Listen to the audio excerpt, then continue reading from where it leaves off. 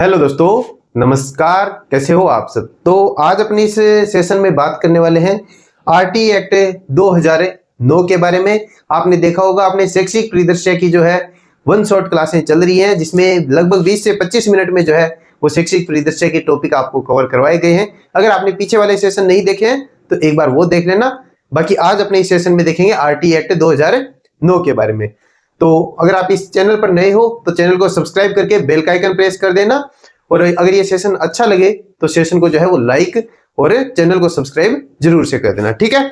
तो इस सेशन में अपने सबसे पहले बात करेंगे जो संवैधानिक पृष्ठभूमि है उसके बारे में। तो सबसे पहले अगर अपने बात करें तो जो मूल अधिकार है वो अपने अनुच्छेद जो है उसके 21A में है, वहां पे संशोधन किया गया है, जिसमें 21A में जोड़ा गया है कि 6 से 14 वर्ष के प्रत्येक जो बालक है उनको निःशुल्क और अनिवार्य जो शिक्षा है वो प्रदान की जाए। उसके बाद जो नीति निर्देशक तत्व हैं उनमें संशोधन किया गया है अनुच्छेद 45 में, और संशोधन करके ये जोड़ा गया है कि 6 वर्ष तक के जो बच्चे हैं उनको शिक्षा, स्वास्थ्य एवं पोषण की व्यवस्था जो है वो राज्य सरकार करेगी। उसके बाद जो संशोधन है वो अपने किए गए हैं मूल कर्तव्य में। मूल कर्तव्य कहाँ है? अनुच्छेद 51A के अंदर। वहां पे 11वां जो कर्तव्य है वो जोड़ा गया है कि माता पिता जो है वो 6 से 14 वर्ष के अपने जो बच्चे हैं, 6 से 14 वर्ष के जो बच्चे हैं उनको शिक्षा दिलवाएंगे। तो इस जो आरटी एक्ट 2009 है, अब इसकी विशेषताओं की अगर बात करें तो इसका जो मुख्य उद्देश्य है वो है 6 से 14 वर्ष के बच्चों को गुणवत्तापूर्ण, निःशुल्क एवं अनिवार्य प्रारंभिक शिक्षा है वो प्रदान किया जाए, ठीक है। उसके बाद अपने बात करते हैं ये कहां लागू किया गया है। लागू करने का इसका अगर क्षेत्र देखें तो सबसे पहले जब इसको प्रारंभ किया गया था तो जम्मू कश्मीर और लद्दाख के जो क्षेत्र हैं उनको शामिल करते हुए पूरे भारत के अंदर 1 अप्रैल 2010 से जो है वो लागू किया गया था। ये सभी स्कूलों में और हर जगह पे जो है इसको लागू किया गया था। अब इसकी कुछ परिभाषाएं हैं वो अगर देखें तो निःशुल्क शिक्षा, इसमें आपको किसी भी प्रकार से कोई भी जो है खर्चा आपको नहीं करना पड़ेगा। इस प्रकार की जो शिक्षा व्यवस्था है उसको अपने निःशुल्क शिक्षा के अंदर शामिल करेंगे। आपको किसी भी प्रकार से जो है वो कोई दान और व्यय नहीं करना होगा। अनिवार्य शिक्षा की बात करें तो प्रत्येक बालक का विद्यालय में प्रवेश सुनिश्चित हो, नियमित जो है वो आपकी उपस्थिति बनी रहे और शिक्षा पूर्ण कर प्रमाण पत्र प्राप्त हो जाए। ये अपने बात कर ली है। उसके बाद अगर अपने देखें तो ये पारित कब हुए, तो राज्यसभा में जो पारित है ये 20 जुलाई 2009 को, लोकसभा में 5 अगस्त 2009 को अपने पारित हुए। राष्ट्रपति ने इसको स्वीकृति कब दी थी? 26 अगस्त 2009 में अपने राष्ट्रपति ने इसको स्वीकृति प्रदान कर दी थी।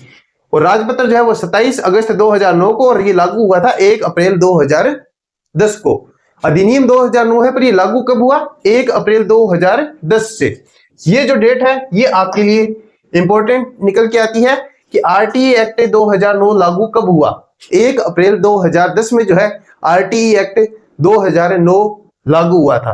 ये डेट जो है 1 अप्रैल 2010, ये आपको याद रखना है। 1 अप्रैल को अपने अप्रैल फूल दिवस मनाते हैं, पर यहाँ पे कोई भी प्रकार से आपको अप्रैल फूल नहीं बनाया गया था। ये आरटीई एक्ट 2009 1 अप्रैल 2010 से लागू हुआ है, ठीक है। उसके बाद अपने बात करें संशोधन की, तो ये अपने देख ही लिया था कि इसमें जो संशोधन हुआ था 1, 2, 3, 21, 22 और 25 की जो धाराएं हैं उनमें यहाँ पे संशोधन किया गया था। सीडब्ल्यूएस बच्चों को इसमें 2022 में शामिल किया गया था। धारा 39 2012 में जोड़ी गई थी, ठीक है।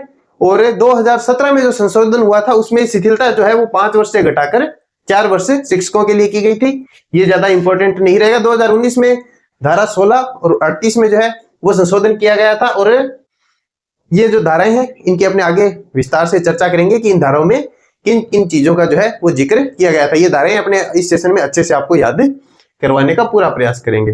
2022 में जो संशोधन हुआ था उसमें दिव्यांग बालकों के लिए शिक्षक अनुपात का जो है वो निर्धारण किया गया था। प्रारंभिक जो स्तर है उस पे 10 पे 1 जो है विशेष शिक्षक होना चाहिए, मतलब 10 विशेष बच्चे होंगे, उनके ऊपर 1 जो है स्पेशल एजुकेटर होना चाहिए। ये यहाँ पे 2022 के संशोधन में बात की गई थी, ठीक है। माध्यमिक उच्च माध्यमिक स्तर, उच्च प्राथमिक स्तर की अगर अपने बात करें तो 15 विशेष बच्चे जिस विद्यालय में होंगे उस पे 1 विशेष शिक्षक होना चाहिए। इस प्रकार की जो है अपने बातें हुई थी, ठीक है। उसके बाद जो आपकी धाराएं हैं उन पे अपने आते हैं कि 2009 की जो धाराएं हैं वो किस प्रकार हैं। तो सबसे पहले जो है वो अपने इसके महत्वपूर्ण अध्याय हैं उनके बारे में बात कर लेते हैं कि कौन कौन से अध्याय हैं, उसमें कहां से लेके कहां तक की धाराएं इसमें शामिल की गई है। तो जो प्रारंभिक अध्याय भाग नंबर 1 है उसमें धारा 1 और 2 ये दो प्रारंभिक जो भाग है उसमें शामिल की गई है। उसके बाद अनिवार्य शिक्षा का जो भाग है उसके अंदर 3 से लेके आपके 5 तक की जो है वो धाराएं शामिल की गई है। उसके बाद जो तीसरा पार्ट है उसके अंदर अपने समुचित सरकार, स्थानीय प्राधिकारी और माता पिता के जो कर्तव्य हैं शिक्षा के क्षेत्र में उनकी बात की गई है। इसमें धाराएं जो है वो 6 से लेके 11 तक की धाराएं इसमें आपके लिए शामिल की गई है।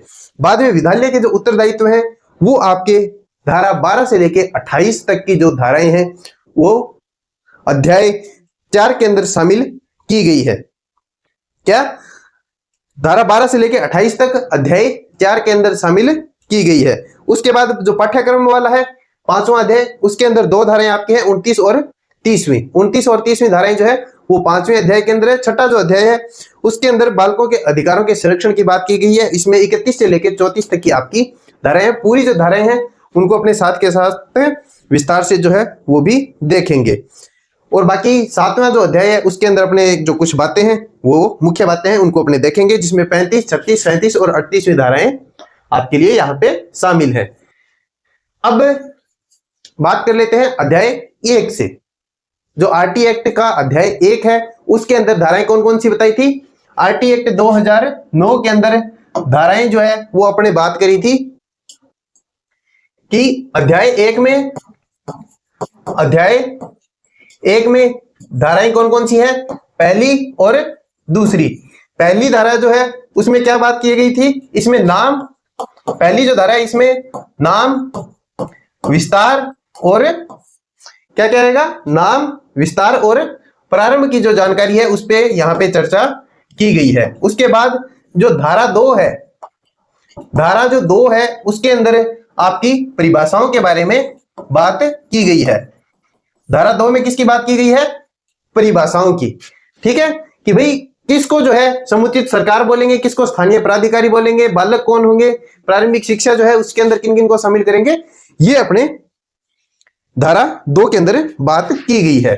ये आपके सामने है कि जो केंद्र सरकार है, राज्य सरकार है, इन सब की सरकारों को अपने समुचित सरकार के अंदर शामिल करेंगे। स्थानीय प्राधिकारी कौन है, आपके निकटतम जो शैक्षणिक अधिकारी हैं उनको स्थानीय प्राधिकारी में, बालक 6 से 14 वर्ष के जो बच्चे हैं उनको शामिल करेंगे। प्रारंभिक शिक्षा के अंदर 1 से 8 तक के जो बच्चे हैं, 1 से 8 तक की जो शिक्षा है उसको प्रारंभिक शिक्षा के अंदर अपने शामिल करेंगे। तो इस प्रकार जो है वो धारा 2 के अंदर अपने परिभाषाएं देखने को मिलेंगी। ठीक है, और 8वीं अगस्त बच्चे जो है उनके अंदर अपने किन किन को शामिल करेंगे, तो उनके अंदर अपने SC ST, पिछड़ा वर्ग, अनाथ, निःशक्त जन और साथ में और भी जो है दुर्बल वर्ग जो है उनको शामिल करने की यहाँ पे बात की गई है। राजस्थान के अंदर अगर स्पेशल बात करें तो 18 मई 2020 से जो है वो निःशक्त जन और इनको भी यहाँ पे शामिल किया गया है। तो दुर्बल जो कैटेगरी है उनके अंदर कौन कौन शामिल है राजस्थान के अंदर, SC ST, एक मिनट, SC ST, ये DBC, अनाथ, BPL, युद्ध के अंदर विधवा और HIV या कैंसर से पीड़ित बच्चे या उनके जो बच्चे हैं वो, और दुर्बल वर्ग में इनको शामिल किया गया है। जो ये आपकी कैटेगरी है इनको यहाँ पे दुर्बल वर्ग में शामिल किया गया है। अब बात कर लेते हैं अध्याय 2 की। तो अध्याय 2 के अंदर किसकी बात की गई है, अध्याय 2 के अंदर निःशुल्क जो शिक्षा है उसके बारे में बात की गई है। इसमें आपकी धाराएं कौन कौन सी हैं, धारा 3, 4 और धारा 5, ये यहाँ पे अध्याय 2 में देखेंगे। ठीक है, तो अध्याय 2 के अंदर जो पहली धारा है वो है धारा संख्या 3।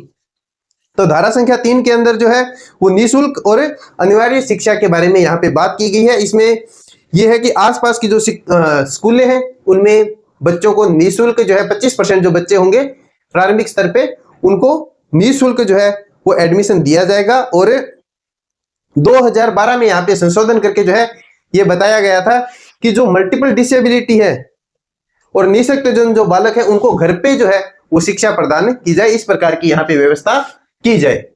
उसके बाद अपन बात करें धारा 4 की। ये मैं पहले एक बार थोड़ा सा बता देता हूं, उसके बाद अपने बात करेंगे कि इनको याद जो है किस प्रकार करेंगे। इनको याद करना ज्यादा कठिन जो है वो आपके लिए नहीं रहेगा, क्योंकि अगर सारी चीजें अपने अगर क्रम से देखेंगे ना तो एक पूरा क्रम बन के आता है कि किस प्रकार अपने इनको याद कर सकते हैं। जैसे पहले निःशुल्क शिक्षा के बारे में अपने बात करी, तो उसके बाद जो निःशुल्क शिक्षा है उसके बाद क्या होगा, निःशुल्क शिक्षा की व्यवस्था हो गई, उसके बाद क्या होगा, बच्चे एडमिशन लेंगे। तो जो धारा 4 है उसके अंदर आपने एडमिशन की जो है वो बात की गई है कि बच्चे जो है वो 6 वर्ष के होंगे तब कक्षा 1 में प्रवेश करेंगे और 13 वर्ष तक जो है वो कक्षा 8 में जो है वो प्रवेश कर लेंगे और उनका एडमिशन जो है वो टीसी के आधार पे किया जाएगा। ये धारा 4 के अंदर बात की गई है। और धारा जो 5 है, एडमिशन हो गया, बच्चे आगे पढ़ लिए, उसके बाद क्या होगा, बच्चे स्कूल को छोड़ते हैं तो छोड़ेंगे तो वहां पे उनको टीसी प्रमाण पत्र चाहिए, ट्रांसफर सर्टिफिकेट चाहिए।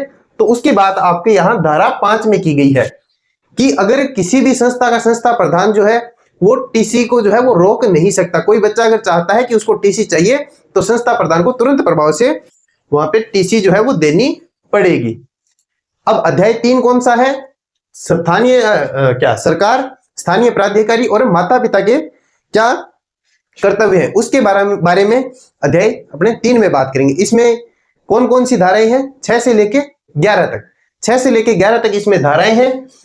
इसमें जब बच्चे का एडमिशन होगा तो एडमिशन कहां पे होगा, इसके लिए आपके आसपास जो है वो विद्यालय निर्माण किए जाएंगे, विद्यालय जो है वो स्थापित किए जाएंगे। तो उसकी जानकारी आपकी धारा 6 में मिलेगी।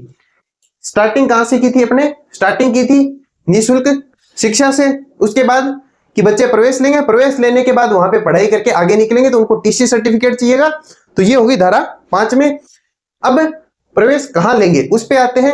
तो प्रवेश लेने के लिए उनको चाहिए विद्यालय, ये धारा 6 के अंदर। 7 के अंदर क्या आएगा, बच्चों ने प्रवेश ले लिया, उनके लिए 6 में जो है वो विद्यालय की स्थापना होगी। तो अब विद्यालय की स्थापना किस प्रकार होगी, उसके लिए जो धन वगैरह चाहिए, जो वित्तीय सहायता चाहिए, वो किस प्रकार से विभाजित होगी। तो ये धारा 7 के अंदर बात की गई है कि केंद्र और राज्य जो है 60:40 के अंदर जो है वित्तीय सहभागिता अपनी निभाएंगे। क्या, निःशुल्क शिक्षा धारा कौन सी है, 3 में, 4 में प्रवेश की बात की गई, 5 में टीसी की बात की, 6 के अंदर, धारा 6 के अंदर बात करी गई थी कि विद्यालय की स्थापना किस प्रकार हो, कितनी दूरी पे विद्यालय होनी चाहिए। 7 के धारा 7 जो है उसके अंदर बात की गई कि ये जो विद्यालय है इनको स्थापित करने में वित्तीय सहभागिता किस प्रकार रहेगी, तो केंद्र की 60% और राज्य की 40%। ठीक है, तो ये विद्यालय अपने स्थापित हो गया, वित्तीय सहायता किस प्रकार होगी उसकी बात हो गई। उसके बाद इनका संचालन किस प्रकार होगा, कौन जो है वो संचालन किस प्रकार करेगा, किसके क्या कर्तव्य रहेंगे। अब पूरा ये ढांचा बनके तैयार हो गया। तो धारा 8 में क्या बात आएगी कि इनमें जो सरकारों का जो है वो क्या कर्तव्य रहेगा, मतलब समुचित सरकार की जो है इसमें क्या जिम्मेदारी रहेगी। धारा 9 में सरकार ने अपना काम कर दिया, उसके बाद सरकार जो अपनी नीतियां बना के लागू कर देती है तो इसका क्रियान्वयन कौन करेगा भाई, स्थानीय जो प्राधिकारी होते हैं वो। तो सरकार के बाद में स्थानीय प्राधिकारी धारा 9 के अंदर आ गए कि भाई बालकों का नामांकन किस प्रकार होगा, विद्यालय के संचालन किस प्रकार होंगे, इसकी पूरी निगरानी कौन रखेगा, अपने स्थानीय प्राधिकारी। अब स्थानीय प्राधिकारियों ने अपना काम कर दिया। अब बच्चों को विद्यालय में भेजने का और उनको घर पे जो है किस प्रकार का माहौल मिले ये कौन डिसाइड करता है भाई, माता पिता। तो उनके नामांकन और उनकी उपस्थिति जो है उनका सुनिश्चित कौन करेगा, माता पिता। ये कौन सी धारा होगी, धारा 10। धारा 10 के अंदर ये बात होगी कि माता पिता का क्या दायित्व है। तो उसके बाद भाई माता पिता एडमिशन कब करवाएं, जो अपने बात है कि माता पिता अपने एडमिशन कब करवाएं। तो ये जो विद्यालय पूर्व शिक्षा है उसके बाद बच्चों का एडमिशन जो है वो वहां पे होना चाहिए। तो धारा 11 के अंदर क्या है, विद्यालय से पूर्व प्राथमिक जो शिक्षा है उसकी व्यवस्था की जाए। मतलब क्रम से देखें तो धारा 3 में क्या है, धारा 3 में है निःशुल्क जो शिक्षा है उसकी बात की गई है, 4 में प्रवेश की, 5 में टीसी की, 6 में कि विद्यालयों की संरचना जो है स्थापना जो है किस प्रकार होगी, 7 में उनका जो वित्तीय जो क्या बोलते हैं इसको, वित्तीय उत्तरदायित्व है वो किस प्रकार रहेगा, केंद्र का 60 और राज्य का 40%। उसके बाद सरकारों का जो कर्तव्य है वो आ जाएगा। उसके बाद 8 के अंदर 8 के अंदर जो है वो सरकार का कर्तव्य आ जाएगा। 9 के अंदर 9 के अंदर जो पदाधिकारी है उनके कर्तव्य आ जाएंगे, 10 के अंदर माता पिता के कर्तव्य आ जाएंगे और 11 के अंदर जो है वो अपने पूर्व प्राथमिक शिक्षा की व्यवस्था आ जाएगी। तो ये अगर अपने क्रम से देखेंगे पूरा एकदम आराम से, तो इस प्रकार आप आसानी से याद कर सकते हो। उसके बाद आता है विद्यालय और शिक्षकों की जिम्मेदारी। ये अपने 12 से 28 तक है। तो इनको अपने याद कैसे करेंगे, इनके लिए आपको देखना है कि इसको आप डिवाइड करेंगे। सबसे पहले ये 12 से लेके 28 तक है, तो कितने हो गए 17। ये यहाँ पे टोटल इसमें कितनी धाराएं, अध्याय 4 में 17 धाराएं हैं। 17 को डिवाइड कर लेते हैं पहले 4 में, 4 + 2 + 5 + 6 कितने हो गए, ये 17 हो गए। तो 17 जो ये धाराएं हैं, इस प्रकार इनको अपने डिवाइड कर लेते हैं कि पहले 4 धाराएं हैं, उनमें अपने किसकी बात की जाएगी कि विद्यालय में जो बच्चे हैं वो प्रवेश के बारे में बात की जाएगी। इसमें प्रवेश से संबंधित बात होगी। ये पहली जो 4 धाराएं हैं उसमें प्रवेश से संबंधित बात होगी। इसके अंदर प्रवेश के बाद की जो बातें हैं वो यहाँ पे विद्यालय के कर्तव्य जो है उनकी बात की जाएगी। यहाँ पे 5 के अंदर विद्यालय से संबंधित कर्तव्य है। विद्यालय से संबंधित कर्तव्य है जो इससे संबंधित 5 धाराएं हैं कि विद्यालय के पास में क्या क्या जो है वो संसाधन होने चाहिए, उनको कौन कौन से सर्टिफिकेट चाहिए, किस प्रकार जो है इनको मान्यता मिलेगी, इनका अनुबंधन कौन सी सरकार करेगी, इस प्रकार की ये जो है 5 धाराएं। और उसके बाद 6 ये सबसे जरूरी है, इसमें शिक्षकों के कर्तव्य के बारे में बात की गई है। तो इस प्रकार जो ये 17 धाराएं हैं, अध्याय 4 के अंदर जो ये 17 धाराएं हैं, इनको अपने 4 भागों में डिवाइड कर लेंगे। सबसे पहले 4, फिर 2, फिर 5 और फिर 6। जो 4 धाराएं हैं वो प्रवेश से संबंधित है, 2 धाराएं ये सब क्रम से है भाई। जैसे 12वीं धारा है 12, 13, 14 और 15, तो वो सारी प्रवेश से संबंधित है। फिर अगली जो 2 है वो प्रवेश के बाद विद्यालय जो है वो क्या कर सकता है, विद्यालय के जो अपने कर्तव्य हैं वो क्या है उससे संबंधित है। फिर विद्यालय के लिए जो आवश्यक जानकारियां हैं विद्यालय क्या करेगा उससे संबंधित ये 5 धाराएं हैं। और ये जो 6 धाराएं बच गई वो आप शिक्षकों के लिए जो है वो यहां महत्वपूर्ण रहती है। अब अपने देख लेते हैं कि ये धाराएं कौन कौन सी हैं। सबसे पहले मैंने बताया कि आपको विद्यालय के प्रवेश से संबंधित है। तो प्रवेश में सबसे पहले कौन सी बातें करेंगे, जो फ्री में एडमिशन होते हैं कि प्रत्येक विद्यालय में अपने 25% जो है वो निःशुल्क या असुविधाग्रस्त बच्चों के लिए आरक्षित होने चाहिए। इसकी फीस की भरपाई कौन करेगा भाई, भरपाई जो है इन बच्चों की फीस की भरपाई करेगी सरकार। ठीक है, धारा 12 के बाद फ्री में एडमिशन हो गया। उसके बाद जो सामान्य बच्चे आते हैं 12 में क्या होगा, निःशुल्क शिक्षा। 13 के अंदर क्या आएगा भाई, जो बच्चे अपनी खुद की फीस दे के एडमिशन लेना चाह रहे हैं उनका कोई भाई डोनेशन वगैरह नहीं लगे और कोई प्रवेश परीक्षा जो है उसका आयोजन नहीं हो। इस प्रकार की बातें यहाँ पे की गई है। अगर कोई उल्लंघन करे तो पहले 25,000 और उसके बाद 50,000 तक का जो जुर्माना है उसका यहाँ पे प्रावधान किया गया है। तो धारा 12 में निःशुल्क शिक्षा, 13 के अंदर डोनेशन और प्रवेश प्रक्रिया जो है वो नहीं अपनाई जाए, इस प्रकार की व्यवस्था है। धारा 14 के अंदर कि भाई जन्म प्रमाण पत्र या स्वीकृत दस्तावेज, ये किसके लिए है, धारा 14 में आयु प्रमाण पत्र के लिए जो है वो दस्तावेज की यहाँ पे बात की गई है कि आपका जब एडमिशन हो तो आपकी आयु के अनुसार आपका एडमिशन हो, उसके लिए धारा 14 के अंदर बात की गई है। तो जो धारा 12 है उसके अंदर निःशुल्क शिक्षा, 13 के अंदर जो बच्चे आ रहे हैं उनका डोनेशन और प्रवेश परीक्षा का आयोजन नहीं हो इसके लिए। 14 के अंदर क्या हो गया, आपको आयु प्रमाण पत्र देना है। और 15 जो है उसमें आपको कोई भी संस्था जो है आपको एडमिशन के लिए मना नहीं कर सकती, इस प्रकार की बात की गई है। भाई अब ये बात आती है कि एडमिशन के लिए कब तक मना नहीं करेगा कोई भी विद्यालय या कोई संस्था, तो वो जब से सत्र प्रारंभ होता है उससे 6 महीने तक अगर आप किसी भी संस्था में जाके बोलते हो कि हमें एडमिशन चाहिए, तो वो संस्था का जो प्रधानाध्यापक है वो आपको 6 महीने तक जो है वो मना नहीं कर सकता। बात हो गई वो पहले जो आपने बोला था कि भाई 4 धाराएं जो है वो प्रवेश से संबंधित है, तो ये इससे ऊपर वाली 4 धाराएं हो गई। 4 के बाद कौन सी बची है, 2 धाराएं। ये क्या है, कौन सी धाराएं हैं, ये विद्यालय में प्रवेश के बाद विद्यालयों के कर्तव्य, प्रवेश के बाद विद्यालय के कर्तव्य। तो 16वीं धारा कौन सी होगी, इसमें 16वीं जो धारा है उसके अंदर अपने बात करेंगे कि भाई बच्चा एडमिशन लेके आता है तो उसको आप किसी भी कक्षा में रोक नहीं सकते हो। किसी भी कक्षा में आप रोक नहीं सकते हो। पर 2019 के अंदर जो है वो संशोधन किया गया था कि भाई कक्षा 5 और कक्षा 8 के अंदर जो है वो रोक सकते हैं, बाकी समुचित सरकार जो है इस पे अपना फैसला बना सकती है, रोकना है या नहीं रोकना। मतलब धारा 16 के अंदर बच्चों को रोकना, मतलब कक्षा 5 या 8 के 5 व कक्षा 8 के अंदर रोका जाए, मतलब फेल किया जाए या नहीं किया जाए, उसका कर्तव्य है यहाँ पे केंद्र जो समुचित सरकार है वो फैसला करेगी रोकना है या नहीं रोकना। बाकी 2019 में संशोधन करके ये बोला गया था कि कक्षा 5 व कक्षा 8 के अंदर बच्चों को रोका जाए। प्रवेश के बाद बच्चों को रोका जाए, धारा 16 हो गई। अब रोका नहीं जाए तो क्या दंड दिया जाए? तो भाई 17 में ये बोला गया कि जो बच्चे विद्यालय में हैं उनको किसी भी प्रकार से शारीरिक या फिर मानसिक प्रताड़ना जो है वो निषेध है। पर कोई भी संस्था के अंदर आपको जो बच्चे हैं उनको मानसिक और शारीरिक रूप से प्रताड़ित नहीं किया जा सकता। इसकी बात कहां की गई है? धारा 17 में। धारा 17 ये 2 हो गई प्रवेश के बाद की धाराएं। अब आती है 5 धाराएं जो विद्यालय से संबंधित है, जो विद्यालय से संबंधित है। तो अपनी कौन कौन सी धाराओं के बारे में बात कर ली? 17 तक। 18 के जो धारा 18 है उसके अंदर बात की गई है कि कोई भी जो है विद्यालय वो बिना मान्यता के संचालित नहीं किया जा सकता। मतलब अगर कोई विद्यालय अगर बिना मान्यता के संस्था प्रारंभ करता है या संचालन करता है तो उसका संचालन करने वाले पे 1 लाख रुपए का जुर्माना या फिर प्रतिदिन का, मतलब एक बार तो है वो 1 लाख रुपए का जुर्माना और उसके बाद प्रतिदिन का 10,000 रुपए का जुर्माना जो है वो धारा 18 के अंदर निर्धारित किया गया है।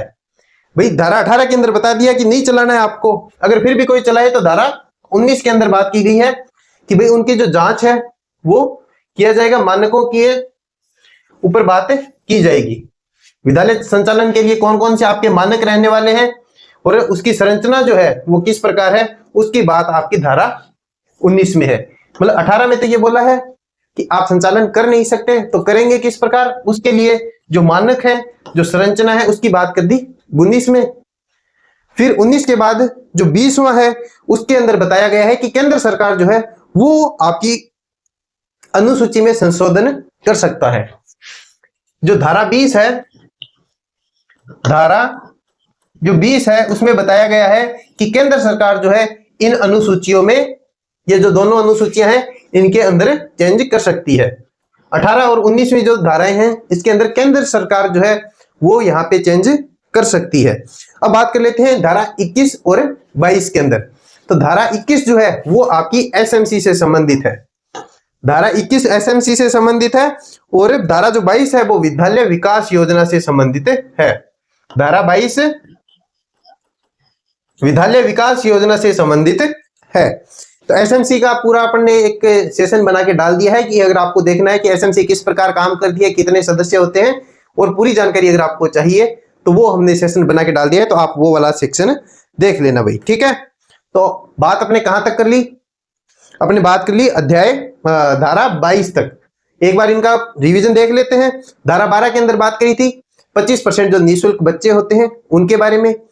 उसके बाद धारा 13 के अंदर कि भाई कोई इस प्रकार का आपका शुल्क नहीं लगेगा और ना ही आपके लिए कोई प्रवेश परीक्षा का आयोजन करवाया जाएगा। 14 के अंदर बात करी गई थी कि आपको आयु का सबूत देना होगा। 15 के अंदर अगर बात करें तो 15 के अंदर बोला गया था कि आपको किसी भी प्रकार से जो है वो प्रवेश से मना नहीं किया जाएगा 6 महीने तक, सत्र प्रारंभ के 6 महीने तक।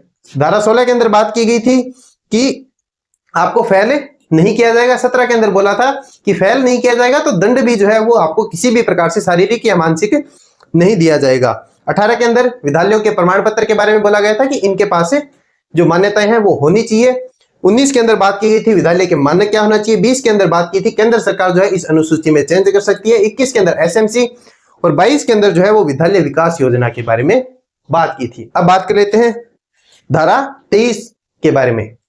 अपन ने फॉर्मेट देखा था जिसमें बात करी थी 17 जो कुल धाराएं हैं उनमें पहले 4 ये प्रवेश से संबंधित, 2 प्रवेश के बाद विद्यालय के कर्तव्य है, फिर 5 ये विद्यालय के लिए आवश्यक तत्व है और उसके बाद 6 ये शिक्षकों से संबंधित है। तो ये शिक्षकों से संबंधित जो धाराएं हैं वो अब अपने देख लेते हैं। तो शिक्षकों के लिए जो धाराएं हैं, शिक्षकों के लिए जो धाराएं हैं वो यहाँ पे 23 नंबर से शुरू हो जाती है भाई। 23 नंबर सबसे पहले जो शिक्षकों की अगर अपनी बात करें तो सबसे पहले आती है किसी भी शिक्षक को शिक्षक बनने के लिए क्या क्या योग्यताएं होनी चाहिए, उसके बारे में जो है वो बात की गई थी। मतलब शिक्षक नियुक्ति के लिए जो अहर्ताएं हैं उसकी बात अपने 23 धारा में की गई थी। और उसके बाद बात करें धारा 24 की, धारा 24 की अगर अपने बात करें तो शिक्षकों के कर्तव्य और उनकी जो शिकायतें हैं उनको दूर करने के लिए यहाँ पे धारा 24 के अंदर बात की गई थी। शिक्षक आ गए, उनकी शिकायतों का निवारण हो गया, तो अब क्या देखेंगे कि शिक्षक चाहिए कितने, मतलब छात्र और शिक्षक अनुपात की बात करेंगे तो वो है धारा 25 के अंदर। भाई अनुपात पूरा नहीं हो रहा तो क्या करेंगे, उसकी बात की गई है 26 के अंदर की अगर अनुपात पूरा नहीं हो रहा है तो शिक्षकों की भर्ती की जाए। शिक्षकों की भर्ती हो गई तो अब उनका जो है वो अपन बताएंगे कि उनको शिक्षा से संबंधित जो है वो कार्य करने हैं, इनको बाकी शिक्षा से अलावा कोई कार्य नहीं करने हैं। इनको कौन कौन से कार्य करवा सकते हैं शिक्षकों से, आपदा राहत के कार्य करवा सकते हैं शिक्षकों से, और जनगणना और चुनाव, ये 3 कार्य जो है वो करवा सकते हैं। बाकी इनके अलावा जो है वो शिक्षकों से और कार्य नहीं करवाए जा सकते। ये बात की गई है धारा 27 में। एक बार फिर से देख लेते हैं शिक्षकों की धाराएं कौन कौन सी है। 23वीं धारा है जिसमें अपने बात की थी कि शिक्षकों के लिए अहर्ताएं क्या है, उसके बाद बात की थी कि इनके शिक्षकों के कर्तव्य क्या क्या है। 25 के अंदर बात की छात्र शिक्षक अनुपात की। 26 के अंदर अपने बात करी किसकी, अगर कोई पद खाली है तो उनको किस प्रकार भरा जाएगा। और 27 के अंदर बात करी कि इनको शिक्षा से अलावा जो कार्य है उनमें नहीं लगाया जा सकता। बात आती है धारा 28 की जो शिक्षकों से संबंधित अंतिम धारा है, मतलब छठी जो धारा है वो है कि इनको प्राइवेट ट्यूशन की परमिशन नहीं दी जाएगी। धारा 28 में बताया गया है कि शिक्षक जो है वो प्राइवेट ट्यूशन नहीं देंगे। अब बात कर लेते हैं अध्याय 5 की। बात कर लेते हैं अध्याय 5 की। इसमें पाठ्यक्रम और मूल्यांकन की बात की गई है, जिसमें धारा 25 में पाठ्यक्रम की बात की गई है और धारा 30 के अंदर जो है परीक्षा समापन और प्रमाण पत्र की बात की गई है। पाठ्यक्रम की अगर अपने बात करें तो राष्ट्रीय स्तर पर कौन सी संस्था है, एनसीईआरटी। राज्य स्तर पे है एससीईआरटी। कौन सी है राज्य स्तर पे, कौन सी संस्था है, एससीईआरटी। बात करते हैं पाठ्यक्रम निर्माण के सिद्धांत कौन कौन से हैं, तो इसमें जो है संवैधानिक मूल्य, बालक का सर्वांगीण विकास हो इस प्रकार होनी चाहिए, और गतिविधि आधारित जो है वो शिक्षण पे यहाँ पे बल दिया गया है। मातृभाषा में शिक्षा प्रदान की जाए, भय मुक्त और सहयोगी शिक्षण वातावरण होना चाहिए, व्यापक और सतत जो है वो मूल्यांकन होना चाहिए। इस प्रकार की यहाँ पे पाठ्यक्रम एवं मूल्यांकन प्रक्रिया जो है वो अपनाने की बात की गई है। अब भाई मूल्यांकन हो गया तो उसके बाद क्या होता है, 29 में पाठ्यक्रम और मूल्यांकन की बात होगी। 30 के अंदर बात करेंगे कि भाई मूल्यांकन हो चुका है तो उसका प्रमाण पत्र आपको दे देना चाहिए। तो 30 के अंदर बात की गई है कि पूर्णता का प्रमाण पत्र जो है वो आपको देना होगा। उसके बाद अपना आता है अध्याय 6। अध्याय 6 जो है उसमें बाल अधिकार संरक्षण की बात की गई है। इसमें 4 धाराएं हैं। कितनी धाराएं हैं, इसमें 4 धाराएं हैं, 31, 32, 33 और 34। तो 31 में क्या है, इसमें जो अधिकार आयोग है, राष्ट्रीय और राज्य बाल अधिकार आयोग है, उनके द्वारा पूरी व्यवस्था की मॉनिटरिंग की जाएगी। 31 में मॉनिटरिंग की जाएगी। 32 में शिकायत निवारण का जो है वो 3 महीने के अंदर प्रक्रिया अपनाई जाएगी। 31 में बाल अधिकार आयोग जो है केंद्रीय हो चाहे राज्य हो उनके द्वारा मॉनिटरिंग की जाएगी। 32 के अंदर शिकायतों का निवारण किया जाएगा। 33 के अंदर राष्ट्रीय सलाहकार परिषद के बारे में बात की गई है, जिसमें 15 सदस्य होंगे, 6 पदेन और 8 मनोनीत कार्यकाल रहेगा इनका 2 वर्ष का। 33वीं जो धारा है उसमें मॉनिटरिंग की जाएगी बाल अधिकार आयोग द्वारा। 32 के अंदर जब मॉनिटरिंग की जाएगी, कोई शिकायत होगी तो उनका निवारण होगा 32 के अंदर।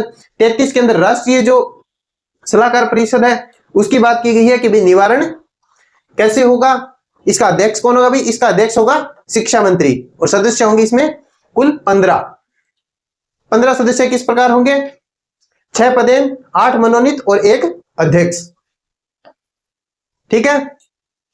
केंद्र सरकार के केंद्रीय सलाहकार परिषद के बाद कौन आएगा, राज्य सलाहकार परिषद, तो उसकी बात अपने की जाएगी धारा 34 के अंदर। ये इसमें राज्य का जो शिक्षा मंत्री है वो अध्यक्ष होगा, बाकी इसमें टोटल 15 सदस्य होंगे। नेक्स्ट अपने बात करते हैं अध्याय 7 की। तो इसमें जो कुछ मुख्य बातें हैं उन पे यहाँ पे बल दिया गया है कि धारा 35 के अंदर बोला गया है कि निर्देश जारी करने की यहाँ पे शक्तियां किन किन के पास रहेंगी, कौन किसको निर्देशित कर सकता है, इसके बारे में धारा 35 के अंदर पूरा वर्णन मिलता है। धारा जो 36 है उसके अंदर बात की गई है अभियोजन की मंजूरी किस प्रकार है, कि अभियोजन जो है किस प्रकार होगा, किस प्रकार जो है वो मंजूरी मिलेगी, उसकी बात की गई है। धारा 37 के अंदर बोला गया है कि गुड फेथ जो है वो किस प्रकार सुरक्षित रहे। धारा 37 के अंदर है कि गुड फेथ जो है वो किस प्रकार बना रहे, इसके बारे में यहाँ पे बात की गई है। धारा जो 38 है वो समुचित सरकार के पास जो शक्तियां हैं उनके बारे में है। और 39वां जो है वो है जो शिक्षण कार्यक्रम में कठिनाइयां आ रही है उनको दूर किस प्रकार करें, ये अपने धारा 29 के अंदर दिया गया है। कठिनाइयों का निवारण का अधिकार जो है केंद्र और राज्य सरकार के पास है। इनका निवारण किस प्रकार करेंगे, केंद्र सरकार और राज्य सरकार अपने स्तर पे। तो ये जो है ये टोटल धाराएं हैं। एक बार अपने धाराएं देख लेते हैं कि कौन कौन सी धाराएं किस प्रकार है। पहली धारा जो है वो किससे संबंधित है, नाम और विस्तार से संबंधित है। दूसरी धारा जो है उसमें आपके परिभाषाएं हैं। तीसरी जो धाराएं हैं उसमें निःशुल्क और जो अनिवार्य शिक्षा है उसके बारे में बात की गई है कि 25% जो है वो आपको निःशुल्क एडमिशन लेने होंगे। ठीक है। धारा 4 के अंदर किसकी बात की गई है, धारा 4 के अंदर बात की गई है प्रवेश के बारे में। 5 के अंदर बात की गई है टीसी के बारे में। 6 के अंदर बात की गई है समुचित सरकार के कर्तव्यों के बारे में। 7 के अंदर बात की गई है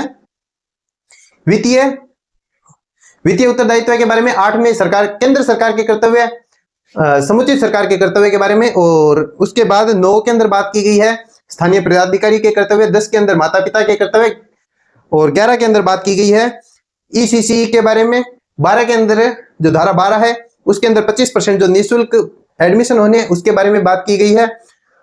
फिर निःशुल्क वाले आ गए तो उसके बाद सशुल्क आएंगे, उनका कोई डोनेशन नहीं लगेगा, कोई भी जो प्रवेश परीक्षा है उसका आयोजन नहीं करवाया जाएगा, उसकी बात की गई है। 14 के अंदर बात की गई है आयु का सबूत देना होगा। 15 के अंदर बात की गई है कोई भी संस्था आपको प्रवेश के लिए मना नहीं कर सकती, उसके बारे में। धारा जो 16 है उसके अंदर बोला गया है कि आपको किसी भी कक्षा में रोका नहीं जाएगा। 2019 में बोला है कि कक्षा 5 और 8 के अंदर आपको रोका जा सकता है। उसके बाद जो धारा 17 है उसके अंदर बताया है कि आपको किसी भी प्रकार के जो बालक हैं उनको किसी भी प्रकार से शारीरिक या मानसिक रूप से दंडित नहीं किया जाएगा। 18 के अंदर विद्यालय के प्रमाण पत्रों के बारे में बात की गई है। 19 के अंदर बोला गया है कि इनके लिए मानक क्या क्या है। 19 के अंदर बताया गया मानक कौन कौन से हैं। 20 के अंदर बताया है कि केंद्र सरकार जो है वो इन अनुसूचियों में परिवर्तन कर सकती है। 20 के अंदर बताया गया एसएमसी के बारे में। 21 के अंदर अपने बात की गई है जो विद्यालय विकास योजना है उसके बारे में। 22 के अंदर बताया है 22 के अंदर ये विकास योजनाओं के बारे में बताया है। और 23 जो धारा है उसके अंदर अपने बात की गई है शिक्षक बनने के लिए क्या क्या योग्यताएं होनी चाहिए, क्या क्या अहर्ताएं हैं उसके बारे में।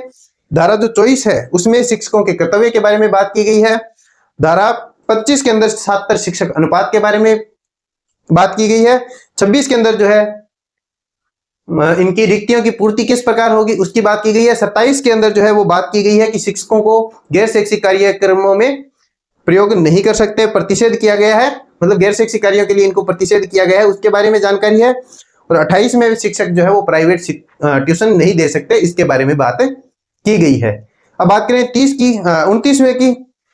29वीं जो धारा है उसमें पाठ्यक्रम और मूल्यांकन प्रक्रिया की बात की गई है। 30 के अंदर मूल्यांकन होने के बाद इनको प्रमाण पत्र देने की बात की गई है, किस प्रकार प्रमाण पत्र दिया जाएगा। 31 के अंदर बात की है कि मॉनिटरिंग करेंगे केंद्र और राज्य सरकार। 32 के अंदर जो है वो शिकायतें दूर करने के लिए बात की गई है, शिकायतों का निवारण किस प्रकार होगा उसकी बात की गई है। और 33 के अंदर केंद्र सरकार के जो राष्ट्रीय सलाहकार परिषद है उसके बारे में बात की गई है कि इसमें 15 सदस्य होंगे। इसमें 15 सदस्य होंगे। एक जो है वो केंद्र सरकार का शिक्षा मंत्री जो है इसका अध्यक्ष रहेगा। 34वां जो है उसमें राज्य सलाहकार परिषद के गठन के बारे में बात की गई है, इसमें एक अध्यक्ष होगा, जो राज्य का जो शिक्षा मंत्री है वो यहाँ पे अध्यक्ष रहेगा। और 15 इसमें टोटल सदस्य हैं, अध्यक्ष इसमें साथ में रहेगा। अध्याय 7 के अंदर धारा जो 35 है उसमें निर्देश जारी करने की शक्तियों के बारे में बात की थी। 36 के लिए अभियोजन की मंजूरियों के बारे में बात की थी। 37 के अंदर जो गुड फेथ है वो किस प्रकार बना रहे उसके बारे में बात की थी। 38 के अंदर समुचित सरकार के नियम बनाने के लिए जो शक्तियां हैं उनके बारे में बात की गई है। 39 में जो कठिनाइयां आ रही हैं उनके बारे में यहाँ पे बात की गई थी। तो ये यहाँ से 1 से लेके अपने 39 तक जो पूरी धाराएं हैं वो इस प्रकार थी। अब एक बार देख लेते हैं कि छात्र शिक्षक जो अनुपात है वो किस प्रकार रहना चाहिए। तो प्रारंभिक विद्यालय मतलब कक्षा 1 से 5 तक के जो विद्यालय है वहां पे आपके लिए 60 छात्र तक 2 शिक्षक होने जरूरी हैं। 60 से 90 तक 3 और 90 से 120 तक 4, 121 से 200 तक 5। 200 से ज्यादा होंगे तो अनुपात 50:1 से ज्यादा नहीं होना चाहिए। ये 50 नहीं है भाई, 200 से ज्यादा होने पे 40:1 रहेगा यहाँ पे। ये यहाँ पे 40:1 रहेगा, ठीक है। 40:1 से अधिक नहीं होना चाहिए और 150 से ज्यादा अगर बच्चे हो जाते हैं तो वहां पे एक हेडमास्टर होना चाहिए। और इनके लिए जो टारगेट होता है वो होता है कि एक साल में 200 दिन काम करेंगे और 800 घंटे जो है वो शिक्षण का कार्य शिक्षक करेंगे। बात करें कक्षा 6 से 8 के लिए, कक्षा 6 से 8 के लिए प्रत्येक विषय हेतु शिक्षक हो और अनुपात जो है वो 35:1 हो। 100 से अधिक बच्चे अगर होते हैं तो वहां पे एक अध्यापक प्रधानाध्यापक होना चाहिए। 220 दिन तक एक शिक्षक को कार्य करना होगा और कम से कम 1000 घंटे जो है वो शैक्षणिक कार्य प्रति सत्र होना चाहिए। मतलब यहाँ पे 1000 जो ये घंटे हैं इसमें आपके एक साल के अंदर 1000 घंटे एक शिक्षक के द्वारा पूरे किए जाने चाहिए। जो 6 से 8 तक के शिक्षक हैं उनको एक साल में 1000 घंटे आपको शिक्षण कार्य करवाना है। और इसके साथ ही एक बात ये भी है, जो शिक्षक है उनके लिए एक सप्ताह में जो है वो 45 घंटे जो है वो कार्य करना चाहिए, शैक्षणिक कार्य होना चाहिए, जिसमें तैयारियों को भी जो है वो शामिल किया जाएगा। मतलब पढ़ाने से पहले जो वो कार्य करते हैं उसको शामिल करते हुए एक सप्ताह में 45 दिन शैक्षणिक कार्य में देने होंगे। ये अनिवार्य शर्त के रूप में यहाँ पे रखा गया है। अब बात कर लेते हैं अपने जो कुछ प्रशासनिक संस्थाएं हैं उनके बारे में कि एनसीटी ही जो है वो संस्था है, एनसीईआरटी एससीईआरटी ये पाठ्यक्रम निर्माण से संबंधित संस्था है, एसएमसी विद्यालय प्रबंधन समिति है, ये विकास ये नहीं है भाई, ये एसडीएमसी का फुल फॉर्म हो जाएगा, ठीक है। और फिर राष्ट्रीय और राज्य सलाहकार परिषद है जो ये शिक्षा नीतियों पर परामर्श और अपनी सहायता प्रदान करती है। तो इस प्रकार जो है अपनी आरटी एक्ट 2009 की जो सारी धाराएं हैं अपन ने देख ली हैं। कोई मुख्य जो बातें हैं वो सारी अपन ने देख ली है। तो अगर आपका कोई डाउट रह जाता है तो वो आप हमें कमेंट सेक्शन में बता देना। बाकी आपको ये सेशन किस प्रकार लगा ये हमें जरूर से बताना। इस सेशन में इतना ही, मिलते हैं नेक्स्ट सेशन में। बाकी अगर आप इसके क्वेश्चन करना चाहो तो अपने एप्लीकेशन प्लेटफॉर्म पे इसके एमसीक्यू डाल दिए गए हैं, वहां से आप इसका अभ्यास भी कर सकते हो। तो इस सेशन में इतना ही, मिलते हैं नेक्स्ट सेशन में, तब तक के लिए धन्यवाद।